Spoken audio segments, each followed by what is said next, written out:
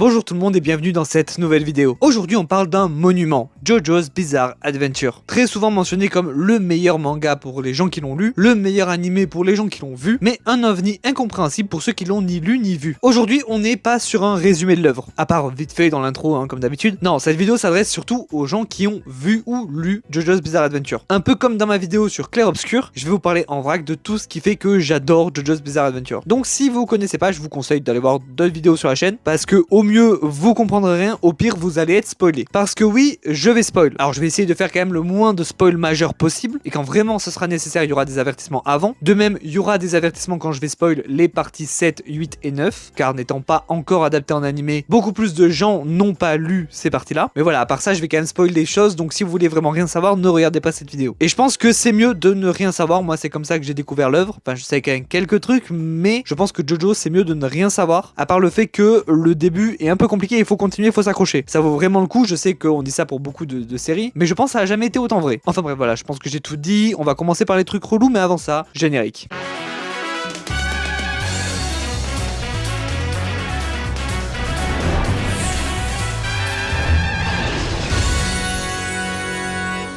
JoJo's Bizarre Adventure est un manga de Hirohiko Araki, qui commence sa publication en 1986 et qui est toujours en cours aujourd'hui. Ce qui fait de lui un manga plutôt long, genre il y a plus de tomes que One Piece. Même si maintenant que JoJo est passé en mensuel, et que One Piece est toujours en hebdomadaire, il y a moyen que One Piece rattrape JoJo. Mais contrairement à One Piece qui raconte lui une histoire du début à la fin c'est la même, JoJo est découpé en plusieurs parties, qui se suivent quand même puisque chacune de ces parties va suivre un descendant de la famille Joestar. Mais chaque partie a une intrigue différente, un style graphique différent, un ton différent, des personnages différents, et aujourd'hui on en est à la partie 9. JoJo a été aussi évidemment adapté en animé par David Productions, mais ça a commencé 20 ans après. En 2012 sort le premier épisode de l'animé, adaptant le début du manga qui était lui sorti en 1986. Mais l'attente en valait la peine puisque l'animé est exceptionnel, mais vu que ça a commencé en 2012, eh ben l'animé n'a toujours pas rattrapé le manga. Comme je l'ai dit, les parties 7, 8 et 9 n'ont pas encore été adaptées en animé. Globalement, chaque partie de l'animé est adaptée 20 ans après sa parution. Donc on est en 2026, donc on regarde 20 ans après.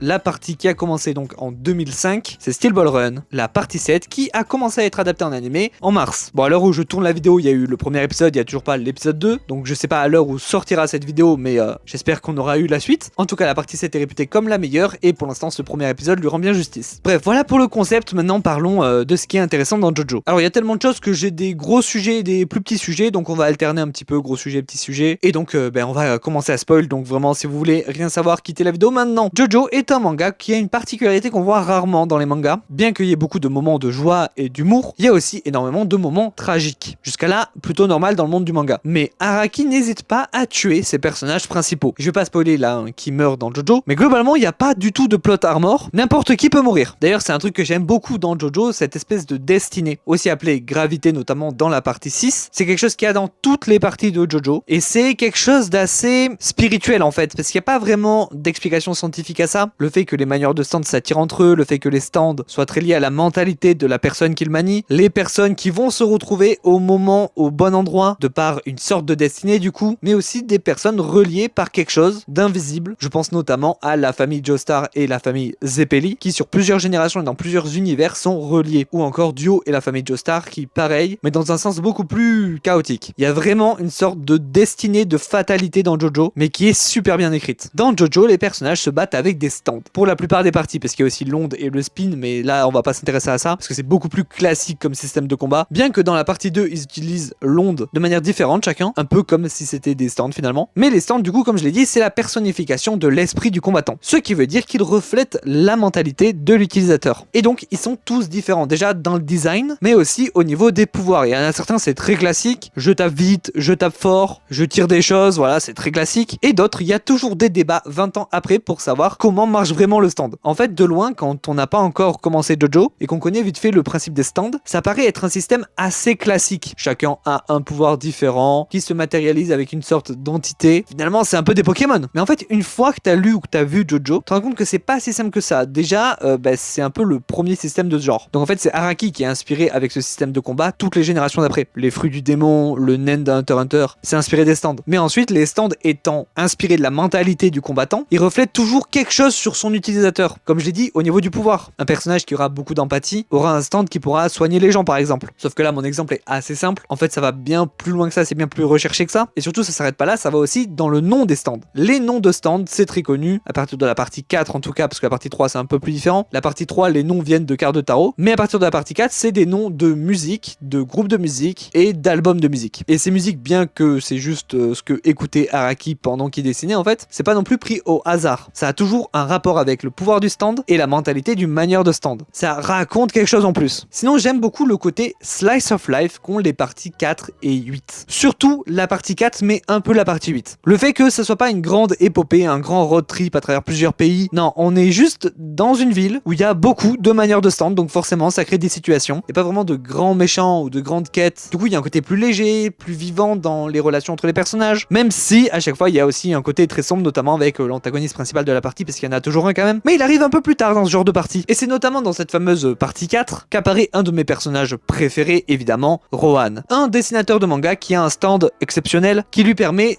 d'ouvrir les gens comme des mangas. Il peut du coup lire leur vie et la réécrire. Par exemple, il peut dire il ne peut pas m'attaquer et du coup la personne ne pourra plus l'attaquer. C'est extrêmement puissant. Le perso est génial dans la partie 4, sa relation avec Josuke notamment incroyable, tout l'épisode avec l'extraterrestre, mais c'est surtout dans son propre spin-off que Rohan s'illustre. Ainsi parlé, Rohan Kishibe est un spin-off de JoJo's Bizarre Adventure, centré du coup sur Rohan. C'est épisodique, c'est-à-dire que chaque chapitre est indépendant. Ils sont d'ailleurs numérotés mais sortent dans le désordre. Je crois que le premier à être sorti c'est genre le numéro 16, et donc on sait qu'il y en a au moins 16 et pour l'instant il n'y en a pas 16 qui sont sortis, parce que oui, ça sort pas du tout hebdomadairement ou mensuellement comme tous les mangas. Non, là ça sort quand Araki veut bien en sortir un. C'est vraiment son truc où il dessine quand il veut, il en sort quand il veut, et pourtant ça sort assez souvent quand même. Il y en a au moins un ou deux par an, ce qui est assez unique dans le monde du manga. Le manga a pour l'instant du coup 2 tomes sortis, en France du moins, parce que je crois que le 3e est sorti au Japon, et les tomes c'est des recueils de chapitres du coup, puisqu'il n'y a pas vraiment d'histoire commune, puisque les chapitres sont individuels. Mis à part le fait qu'il y ait Rohan du coup dans toutes ces histoires. Et d'ailleurs dans le tome 1, il y a un chapitre un peu spécial, puisque c'est une collab avec Gucci, Rohan chez Gucci, qui du coup n'est pas vraiment un chapitre de Ainsi parler Rohan Kishibe, mais qu'ils ont mis dans le tome 1. Mais Rohan a aussi fait une autre collab, Rohan au Louvre, qui cette fois-ci n'est dans aucun tome, puisque vendu séparément, en couleur, et étant une collab faite avec le Louvre, bah, il est vendu aussi directement au Louvre. Et ça aussi c'est plutôt unique dans le monde du manga. Plutôt unique puisque Naoki Urasawa l'a aussi fait. Mais lui aussi il est plutôt unique comme mangaka, du coup ça se comprend. De plus, Rohan a eu des adaptations de son spin-off, du coup forcément en animé, que j'ai pas encore vu pour le coup, donc je peux pas vous dire, mais aussi en live action. Alors il me semble que c'est des films, pas une série. Je crois qu'il y en a 2 ou 3, et il y a notamment Rohan au Louvre qui est adapté en live action. S'il y a bien un élément que JoJo's Bizarre Adventure n'a jamais raté, c'est les antagonistes principaux. Parce que oui, toutes les parties ont plusieurs antagonistes. L'histoire avance sur le principe de on bat quelqu'un, puis il y en a un autre, on le bat, puis il y en a un autre, bref, vous avez compris. Mais il y en a toujours un final plus important qui est un stand très puissant, bien plus stylé que la moyenne, que ce soit lui ou son stand, et dont le combat dure un peu plus longtemps que juste un chapitre. Cet ennemi est d'ailleurs très souvent en opposition directe avec le Jojo de la partie, que ce soit dans sa mentalité ou du coup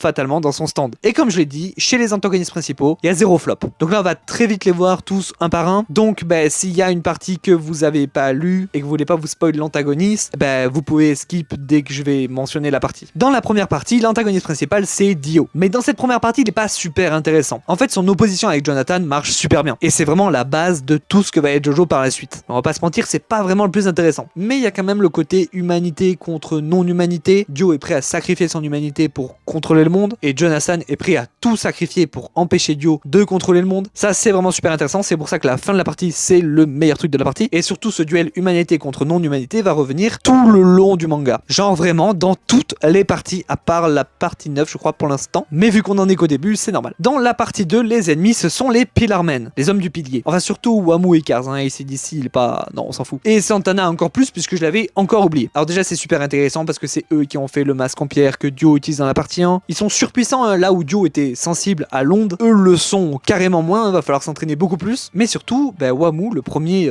du coup, qui a affronté des deux, a un immense sens de l'honneur. Il va vraiment pas affronter ses adversaires en trichant. Il respecte ses adversaires, alors que les autres Pillarmen les considèrent plus comme des sous-êtres vivants, puisque ce sont des humains. Franchement, Wamou est exceptionnel. Et Kars nous est montré un petit peu comme ça. Un des premiers trucs qu'on voit de Kars, c'est lui qui sauve un chien. Ce qui pour JoJo's Bizarre Adventure est exceptionnel. Hein. Les chiens en général, ils sont pas sauvés. Là, carrément, c'est l'antagoniste principal qui le sauve. Mais en fait, dès le début de son combat, il agit en traître. Lui, il veut juste gagner et il en a rien à faire de l'honneur. Et du coup, il finit par gagner et devenir la forme de vie suprême, ce qui est probablement l'être le plus puissant de tout le manga, sachant qu'il n'a pas de stand, en tout cas manga, pas qu'on sache. Donc virtuellement il est invincible. Le problème c'est qu'il affronte Joseph, la chance Joestar. La partie 3 voit le retour de Dio. Et là déjà c'est beaucoup plus intéressant. Déjà parce que on a vu la partie en avant. Mais en plus, maintenant il y a les stands. Et le sien est probablement le plus iconique. The World. Qui permet tout simplement d'arrêter le temps. Durant seulement 5 secondes, hein, parce qu'il n'est pas très entraîné puisqu'il n'a pas eu le temps. Mais concrètement ça pourrait aller plus que 5 secondes. Et 5 secondes c'est déjà beaucoup trop. Même si concrètement parler de 5 secondes dans un temps qui est arrêté, ça n'a vraiment aucun sens. Mais bref, cette partie 3 c'est surtout l'ultime combat entre Dio et la famille Joestar. Où il n'affronte non pas le descendant de la famille Joestar, mais les deux Jojo qui ont suivi Jonathan. Soit son petit-fils et le petit-fils de son petit-fils. C'est légendaire. Mais du coup pour la partie 4, il n'y a plus de masque, plus Dio, il n'y a plus rien. Donc du coup la partie commence sans antagoniste principal. Comme je l'ai dit, c'est Slice of Life. Il y a des utilisateurs de stand partout, mais il n'y a pas vraiment de grands méchants. Araki voulait faire quelque chose de différent à ce moment-là, mais à un moment, il y a Yoshikage Kira qui arrive. Et là, l'ambiance change. Tout devient plus sombre, plus grave, et la team de Morio doit enquêter sur un tueur en série. Tueur en série qui a comme stand Killer Queen, et le pouvoir de Killer Queen, c'est de faire exploser tout ce qu'il touche. Du coup, il ne laisse aucune trace. Ce que j'aime beaucoup dans le personnage, c'est qu'il affronte la team 2 fois. Et la première fois, il se fait défoncer. Genre, c'est presque la fin de la partie, au milieu de la partie. Mais il arrive miraculeusement à se sauver, et puis là, il change complètement d'apparence et de vie et tout ça pour se cacher, et ça marche. Du coup, la team Morio doit re-enquêter, et non aucun indice. Et au moment où il trouve,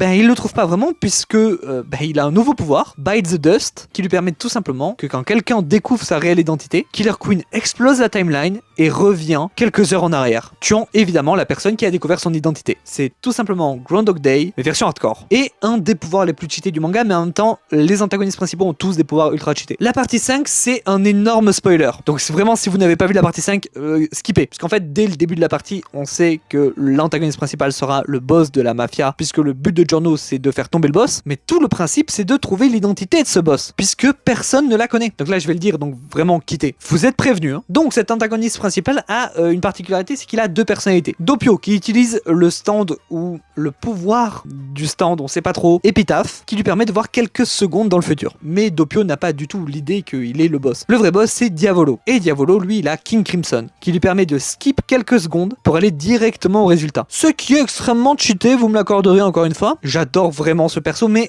on y revient un peu plus tard, donc je vais pas en parler beaucoup plus ici. La partie 6, c'est incroyable. Encore une fois, énorme spoiler, pas tant sur la personne qui va manier le stand, plutôt que sur son stand. On va vraiment spoil la fin de la partie, c'est obligé. Enrico Pucci a donc le stand White Snake, qui paraît pas si fou. Alors il est quand même plutôt puissant, puisqu'il permet d'enlever la conscience, l'esprit d'une personne, et le mettre dans un CD. Et si cette personne est un manieur de stand, mettre son stand dans un CD, et puis après il peut donner le stand à quelqu'un d'autre. C'est littéralement, je crois, le seul personnage qui peut donner des stands. Sauf que très vite on se rend compte que ça a l'air d'être lui l'antagoniste principal, et son stand est pas assez puissant du tout pour être l'antagoniste principal. Sauf qu'à un moment, il arrive à atteindre le paradis. Alors atteindre le paradis, c'est pas vraiment atteindre le paradis comme on l'entend, c'est tout simplement un plan que Dio a mis en place, puisque Pucci était très bon ami avec Dio, pour devenir surpuissant, et on va voir juste après. Et du coup ça transforme son stand, qui devient tout d'abord Simoon. Et Simoon contrôle tout simplement la gravité. Il peut faire de lui-même un centre de gravité si puissant qu'il peut attirer vers lui ou rejeter loin de lui tout ce qu'il veut. Et ce, sur des kilomètres. Donc là déjà c'est plus puissant. Mais c'est qu'une phase transitoire vers vraiment la fin, l'atteinte du paradis, qui se résulte en Made in Heaven. Probablement mon stand préféré, en tout cas très haut. Alors déjà, il va super vite, donc il est intouchable et il te défonce. Mais il fait aussi aller le temps super vite, sauf pour les humains. Donc tout va très très vite autour de toi, mais pas toi. Donc là, tu traverses la rue normale, et puis là, il y a une voiture qui va à 300 km/h. La Terre fait le tour du Soleil en 10 minutes. Du coup, l'univers va de plus en plus vite. L'univers arrive à sa fin, et tous les humains qui sont encore en vie de ce cataclysme sont transférés dans un nouvel univers, où du coup, ils ont conscience de tout ce qui va se passer. Et c'est ça, le paradis selon Pucci. Savoir tout ce qui va se passer, mais ne rien pouvoir changer. Et donc à partir de ce moment-là,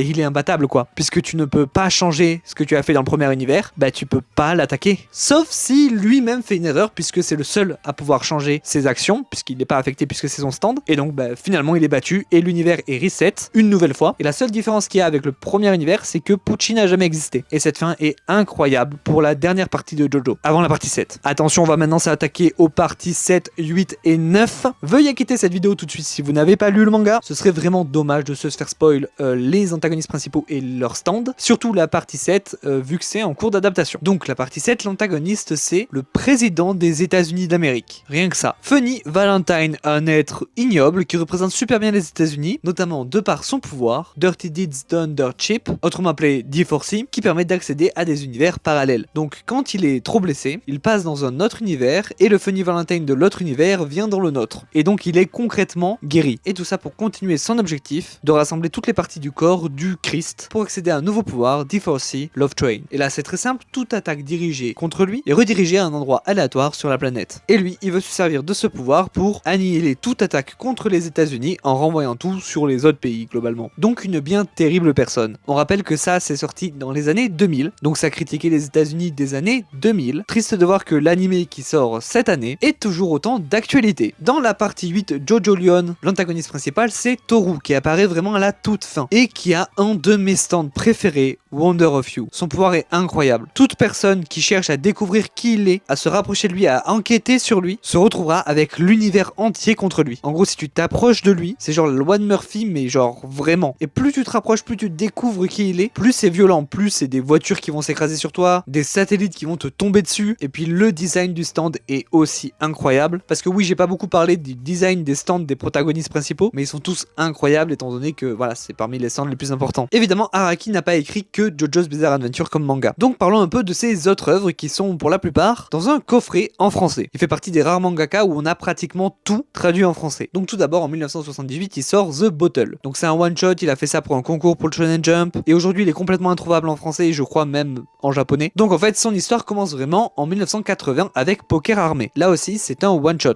Alors si vous savez pas comment se passe la publication d'un manga, pour qu'un manga soit publié il faut d'abord que l'auteur sorte un one shot. C'est-à-dire un premier chapitre qui est une sorte de pilote. Et si ce one shot a une forte popularité, alors il sera sérialisé. C'est-à-dire ça deviendra une série. Et donc à partir de ce moment-là, le mangaka devra faire un chapitre par semaine pour le magazine. Là, en l'occurrence, Araki, c'est très souvent le Shonen Jump, mais ça peut être d'autres magazines. Et après, si l'auteur devient un auteur légendaire, parfois il a le droit à des exceptions, comme l'auteur de Hunter x Hunter qui sort 10 chapitres par an et avec des très grandes pauses puisqu'il est malade. Ou encore Araki, par exemple, qui est passé à un chapitre par mois. Il est donc passé dans un autre magazine qui sort tous les mois. Mais donc là, Poker Armée, c'est juste un one-shot. Il sera jamais sérialisé. C'est une histoire de cow-boy avec un style très différent de JoJo, même si on voit certains personnages qui peuvent ressembler en termes de chara-design, mais pas en termes de style graphique. Ensuite, on a eu Outlawman en 81, qu'on a malheureusement seulement en qualité pas terrible. Donc là, vous voyez, ça fait déjà 2 one-shots et peut-être 3 avec The Bottle, on sait pas trop, mais ça avait l'air d'être un peu ça aussi, qui sont autour du western et des cow-boys. Donc finalement, Steel Ball Run sort pas de nulle part, quoi. Ensuite, on a eu Dis bonjour à Virginia en 82, qui est le premier que j'aime vraiment et que j'aurais aimé avoir une suite. Une histoire de science-fiction, donc vraiment rien à voir avec tout ce qu'il a fait après ou avant, dans un vaisseau spatial. Mais c'est surtout avec le one-shot suivant, en 83, Magical Betty, une sorte de petit Sherlock magicien qui à la fois résout des enquêtes et à la fois est un peu criminel aussi. C'est maintenant que tout va commencer. C'est la première sérialisation d'Araki. Donc enfin, il y a plusieurs chapitres. Et on peut voir que le personnage principal ressemble un peu à Dio. Il a des côtés Dio dans son comportement et dans son design. Son ami s'appelle Koichi et S-City est mentionné. Sachant que Morio dans la partie 4, c'est à côté de S-City. Mais bon, je crois qu'il n'y a même pas eu un tome, hein, ça a un peu flop quand même. Du coup, en 84, Araki revient avec Bao le Visiteur, ou aussi appelé Star Platinum visiblement, puisque la ressemblance est indéniable. Et là, c'est encore plus un succès. Déjà, il y a 2 tomes qui sont sortis, ce qui fait beaucoup plus de chapitres que Magical Betty. Mais ensuite, il y a carrément eu une adaptation animée à l'époque. Et en plus, on voit que Araki arrive de plus en plus à la formule JoJo, avec des ennemis qui attaquent de manière différente et du coup les combats sont différents à chaque fois. Et le personnage principal du coup qui ressemble de fou à Star Platinum. Mais bon, 2 tomes, c'est pas non plus ce que vise Araki. Lui, il vise une longue série. Mais il abandonne pas et enfin, en 85, sort Gorgeous Irene. Et oui, c'est toujours pas JoJo. Cette fois-ci, ça ne fait qu'un tome. C'est une sorte d'espionne super forte. Mais il y a 2 trucs qui nous intéressent. Déjà, c'est un personnage principal féminin, ce qui pour l'époque est extrêmement rare, surtout dans les shonen. Hein. Je pense que Irene a inspiré le personnage de Jolene. Pas tant niveau design, mais il y a des ressemblances quand même. Et puis le nom, hein, ceux qui ont la ref ont la ref. Et surtout, il y a Jonathan en fait directement dans le manga. Il y a un personnage qui ressemble comme 2 gouttes d'eau à Jonathan du début de Phantom Blood. Et oui, parce que JoJo est son projet suivant. En 87 sort le premier tome de JoJo. Et puis le succès qu'on lui connaît ensuite, hein, toutes les parties qui se sont enchaînées. Mais Araki ne s'est jamais arrêté de dessiner d'autres choses que JoJo. En 96, alors que JoJo en est à Golden Wind, il sort Dolce and His Master. Un one-shot chelou sur un chat et son maître qui se se font la guerre dans un bateau qui est en train de couler. En 97 commence le spin-off de Rohan. En 97 sort Under Execution, Under Jailbreak. Ce one-shot est génial, lisez-le. C'est un prisonnier qui vit littéralement un enfer et qui essaye de s'échapper. Mais en 99 sort aussi Deadman's Question, qui est globalement un spin-off de Jojo, puisque, attention, spoiler sur la fin de la partie 4 de Jojo, avancez de quelques secondes, hein, voilà, vous êtes prévenus, on y suit le fantôme de Yoshikage Kira, qui ne trouve pas la paix après la mort, et qui est une espèce de fantôme enquêteur, je sais pas trop quoi. Puis après, il y a un spin-off sur les frères Oingo et Boingo, mais il a pour l'instant jamais été traduit en français, donc pas la ref. Rohan au Louvre, et enfin en 2013, Jolin Gucci des Tobu, qui est une collab avec Gucci. Et là pareil, pas de traduction française pour l'instant. Parce que oui, Jojo et la mode, c'est une grande histoire d'amour, mais pas que. Jojo et la musique aussi, et en fait l'art en général. Il faut qu'on en parle. Commençons par la musique. Déjà, les stands et certains personnages ont des noms liés à la musique, choisis parmi les goûts de Araki, hein, ce qu'il écoutait pendant que il dessinait. Et comme je l'ai dit, c'est pas juste des refs, c'est vraiment l'ADN des stands, ce qu'ils représentent, leur pouvoir et tout ça. Mais aussi la musique dans l'animé. Déjà, il y a les thèmes, hein, la BO de l'animé, ceux des Jojo et des antagonistes principalement, mais il y a aussi les openings légendaires. Un des rares animés à avoir 0 flop en opening. Et les endings parfois étranges et parfois complètement cultes, je pense notamment à Yes Roundabout et The Bangers Walk Like an Egyptian, et bien sachez que ces endings, c'est Araki qui les choisit lui-même. Et oui, donc Araki adore la musique, mais il aime aussi la mode. C'est en fait comme ça qu'il a développé son style si particulier. Quand vous regardez ses mangas avant Jojo, vous voyez qu'il a à peu près le même style. Un style qui n'est pas très fou et pas très original. D'ailleurs, le début de Jojo, c'est un peu pareil. C'est très Hokuto no Ken, notamment dans l'inspiration. Donc toujours pas très original. Mais le fait de s'inspirer des covers de mode et d'autres formes d'art pour développer son dessin, ça a porté ses fruits parce que maintenant, le style de Jojo est complètement original et complètement inoubliable. Et puis la mode a aussi permis d'avoir des tenues très spécifiques pour les Jojo, qui sont pour la plupart inspirées de vraies œuvres de mode. Pareil pour les coiffures, pareil pour les Jojo poses. Et ce sens de la mode et de l'art en général, ça lui a valu encore plus tôt que ses collègues d'être reconnu par le milieu de l'art plus classique. Avec notamment une expo légendaire au Louvre, mais pas que, hein, il a fait énormément d'expositions dans plein de musées dans le monde entier, expositions où il dessine des œuvres exprès pour. Il a aussi fait des artbooks qui sont exceptionnels, bien que plutôt difficiles à trouver, et il en a pas fait depuis très longtemps. D'ailleurs, pareil pour les expos, il en a pas fait depuis très longtemps. On arrive à la fin avec 2 sujets assez courts et un sujet un peu plus long, et en fait on va parler de 3 parties en particulier, la 9, la 7 et la 5. Donc attention, spoiler, évidemment utilisez les timecodes. Déjà parlons de la partie 9 parce que c'est celle qui est en cours actuellement. C'est la première partie que je suis en direct. D'abord je me suis mis à jour en France, et puis après j'ai pas pu résister, j'ai lu les scans, donc je suis à jour complètement. Et c'est fou en fait. Ça vient juste de commencer, donc pour l'instant c'est encore tranquille. Il y a un chapitre par mois, les chapitres sont plus longs, et c'est juste incroyable, j'adore la team principale. Au niveau de leur relation, c'est vraiment une famille, alors qu'ils auraient vraiment de quoi ne pas l'être en fait, puisque ils sont là de base que pour l'argent. Ils pourraient se trahir à tout moment, mais non, en fait c'est un peu comme la partie 5. J'adore aussi leur stand, surtout November Rain, et évidemment le retour de Rohan que j'attendais de fou dans Jojo Lion. Au final, c'est la partie juste après. Et Howler, j'en ai pas parlé dans la partie sur les antagonistes principaux, parce qu'il est encore trop tôt pour dire si ça va être lui, mais je pense. Il a l'air super intéressant, et attention, spoiler sur les scans. Voilà, si vous avez pas lu les scans, vous êtes partis. J'ai hâte d'en savoir plus sur son stand, parce qu'il a l'air de pouvoir faire du sable, de la fumée, de la poussière, mais en même temps, le stylo, il a remonté le temps, on sait pas trop quoi, il a l'air d'avoir du temps dans l'histoire. De toute façon, si c'est bien l'antagoniste principal, il va avoir un stand de fou, il va pas juste faire de la poussière. Et le fait que ce soit découpé en actes, c'est génial. Ça va nous permettre d'avoir des timeskips et tout, incroyable. La partie 7, réputée comme la meilleure partie de Jojo, c'est la partie qui est actuellement animée, bien que le planning de diffusion soit assez chaotique. Elle est vraiment giga réputée cette partie. C'est censé être le meilleur style graphique, la meilleure histoire, les meilleurs personnages, le meilleur tout en fait. Et pour l'instant, l'animé, de ce que j'ai vu du coup que le premier épisode, c'est vrai qu'il y a du potentiel. C'est pour ça que j'ai vraiment hâte de voir l'animé, enfin de voir la suite en tout cas, et de peut-être capter ce sur quoi je suis passé un peu à côté lors de ma lecture. En tout cas, moi, ma partie préférée, pour l'instant, c'est pas celle-là. Non, ma partie préférée, c'est Fighting God.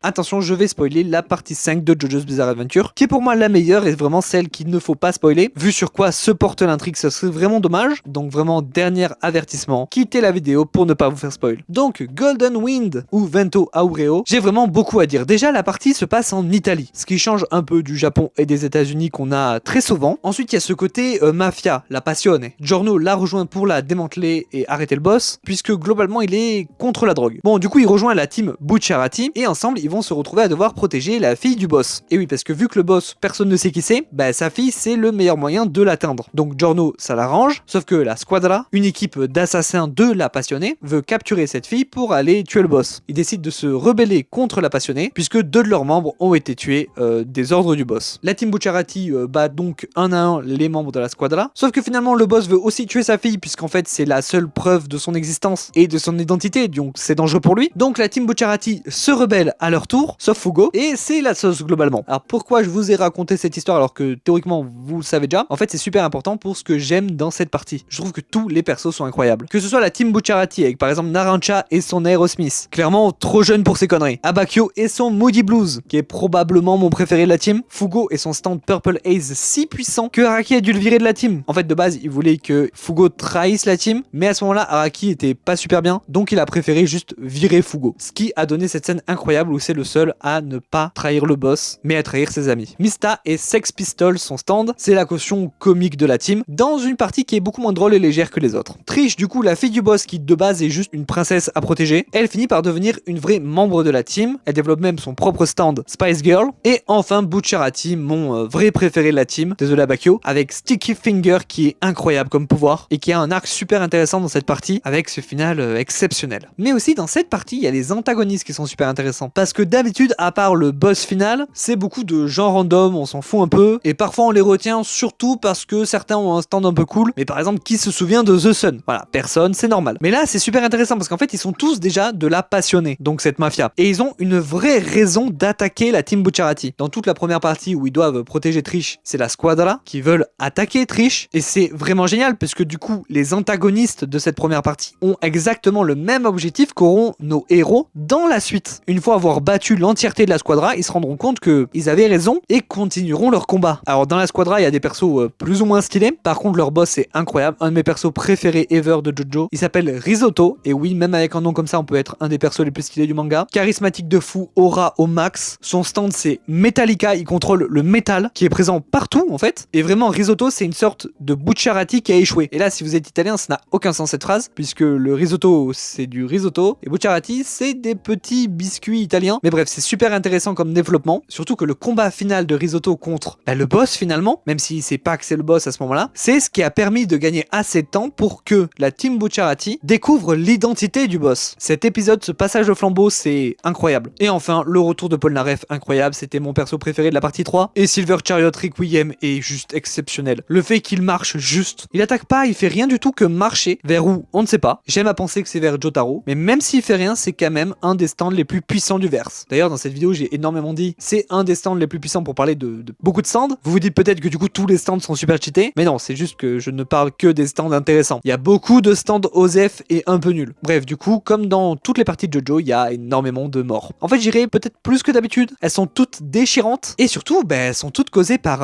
un seul personnage, l'antagoniste principal de cette partie, ce qui fait de lui un des rares antagonistes à avoir autant de kills. Et d'ailleurs, parlons de lui maintenant, puisqu'on va parler des deux personnages les plus importants de cette partie, la dualité Giorno et Diavolo. Bon, déjà, le fait que Giorno, le fils de Dio, affronte Diavolo, voilà, hein, la référence est évidente, mais surtout les deux sont construits, comme très souvent dans JoJo, en opposition. Diavolo ne veut que le pouvoir et il est prêt à tout pour l'obtenir, même à tuer sa propre fille, puisque c'est la seule qui peut donner un indice sur sa vraie identité. Alors même qu'elle ne sait pas qui c'est, hein. Elle l'a jamais vu, elle sait pas qui est son père, mais sa seule existence peut compromettre le boss de la passionnée. Il est obsédé par le résultat, c'est d'ailleurs ce qui le conduira à sa perte, puisque c'est cette obsession envers le résultat qui l'a amené à envoyer Chocolata tuer des membres de la Squadra, qui aura fait que la Squadra se rebelle et ainsi de suite. Et cette obsession est symbolisée par son stand, King Crimson, qui a le pouvoir de voir un futur proche et de skip directement à ce futur proche, sans passer par la cause. De son côté, Giorno ne jure que par la justice. Comme je l'ai dit, il décide de démanteler une organisation criminelle surpuissante, juste parce que les dégâts de la drogue. Il est le fils de Dio, mais surtout de Jonathan, ce qui fait de lui le plus proche de Jonathan dans l'arbre généalogique, en termes de Jojo, hein, puisqu'il y a le fils de Jonathan qui s'appelle George II, je crois, mais sinon le Jojo après Jonathan, c'est Joseph qui est son petit-fils. Là, Giorno, c'est le fils de Jonathan, et ça se ressent du coup dans son sens de la justice. Et pour arriver à cette justice, il est prêt à tout, et ça il le tient de son autre père, Dio, et son ambition illimitée. Finalement, il a vraiment pris le meilleur de ses deux pères, ne laissant d'ailleurs rien de bien à ses demi-frères. Et tout ça, c'est symbolisé dans son Gold Experience, qui peut donner vie à des objets inanimés, mais surtout dans Gold Experience Requiem, qui est globalement l'inverse de King Crimson. Il supprime la conséquence, ne gardant que la cause à l'infini. Le final de cette partie et leur affrontement est juste exceptionnel. Voilà, et c'est sans parler de musique, d'opening, de style graphique, voilà, tout est mieux en partie 5.